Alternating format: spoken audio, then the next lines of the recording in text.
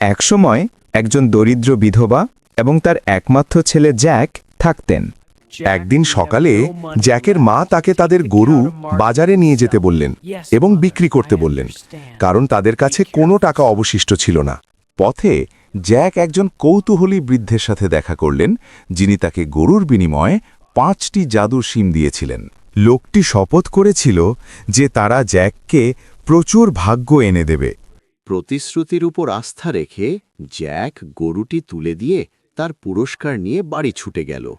কিন্তু জ্যাকের মা শিমগুলো দেখে রেগে গেলেন।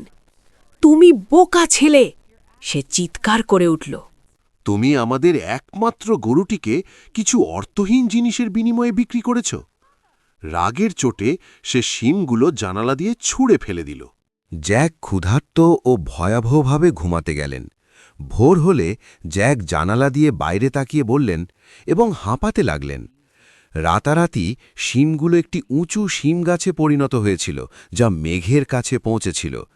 বিস্ময়ে কাঁপতে কাঁপতে সে আরও উঁচুতে উঠতে শুরু করল, যতক্ষণ না সে আকাশের এক অদ্ভুত রাজ্যে পৌঁছে গেল। একটি বিশাল পাথরের বাড়িতে জ্যাক এক ভয়ঙ্কর দৈত্যের স্ত্রীর সাথে দেখা করল। দয়া করে, জ্যাক অনুরোধ করল, আমাকে কি একটু খাবার দিতে পারি?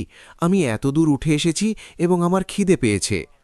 দয়ালু মহিলা তাকে রুটি এবং দুধ দিল, কিন্তু ঠিক তখনই মাটি কাঁপতে শুরু করল। দৈত্যটি ঘরে ফিরে আসছিল।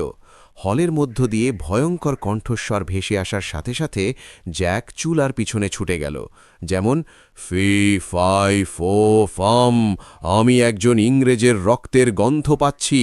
সে জীবিত থাকুক বা মৃত থাকুক, আমি তার হাড় পিষে আমার রুটি বানাবো। বোকামি করো না, তার স্ত্রী বলল, এখানে কোনো ছেলে নেই। দৈত্যটি বিড়বিড় করে খেতে বসল। খাবার শেষে সে সোনার মুদ্রা ভর্তি একটি বস্তা খুলল, সাবধানে গুনে গুনে ঘুমিয়ে পড়ল। সুযোগ বুঝে জ্যাক বেরিয়ে এলো, সোনার বস্তা চুরি করল এবং শিমের ডালপালা ঘষে ঘষে নিচে ফেলল। তার মা আনন্দে কেঁদে ফেলল, তারা কিছুক্ষণ ভালোভাবে বাঁচতে পারবে। জ্যাক এবং শিমের ডালপালা, ফি ফাই ফো ফাম। তবু লোভ আর কৌতূহল শীঘ্রই ফিরে এলো। জ্যাক আবার শিমের ডালে উঠে দৈত্যের বাড়িতে ফিরে গেল। আবারও দৈত্যের স্ত্রী তার প্রতি করুণা প্রকাশ করে তাকে খাবার দিল, কিন্তু জ্যাক শেষ করার আগেই আবারও মেঝে কাঁপতে লাগল।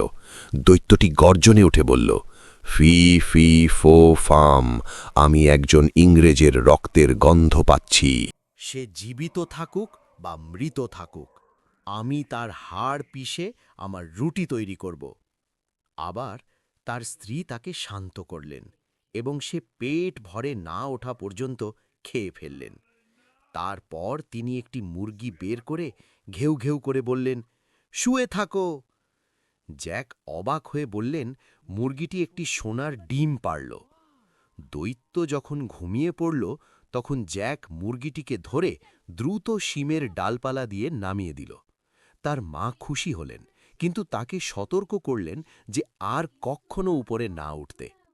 দিন পর জ্যাকের সাহসী স্বভাব তাকে পরাজিত করল। সে আবার মেঘের মধ্যে দুর্গে আরোহণ করল। দৈত্যের স্ত্রী যদিও সতর্ক ছিল, তাকে আবার খাবার দিল, কিন্তু কিছুক্ষণের মধ্যেই দৈত্য দরজা দিয়ে ধাক্কা দিয়ে ঢুকে পড়ল। গর্জন করতে লাগল, ফি ফি ফো ফাম, আমি একজন ইংরেজের রক্তের গন্ধ পাচ্ছি। দৈত্যের স্ত্রী বললেন, হাস্যকর হবেন না? যদিও তার চোখ জ্যাকের লুকানোর জায়গার দিকে ঝিকিমিকি করছিল। সে রাতে দৈত্য যখন নাক ডাকছিল, জ্যাক তার ঘরে ঢুকে একটি সোনার বীণা দেখতে পেল, যা নিজে থেকেই সঙ্গীত বাজিয়েছিল। সে হাত বাড়িয়ে দিল, কিন্তু বীণা হঠাৎ চিৎকার করে উঠল, বাঁচাও প্রভু, একটি ছেলে আমাকে চুরি করছে। দৈত্যটি গর্জন করে জেগে উঠল এবং তাড়া করতে লাগল। জ্যাক শিমের ডালপালা বেয়ে নেমে পালিয়ে গেল। বীণা তার কোলে চেপে ধরেছিল। জ্যাকের বুট মাটিতে পড়ে যাওয়ার সাথে সাথে সে তার মাকে চিৎকার করে বলল, আমার জন্য কুঠারটি নিয়ে এসো। সে কুঠারটি ধরে তার সমস্ত শক্তি দিয়ে ঝাঁপিয়ে পড়ল।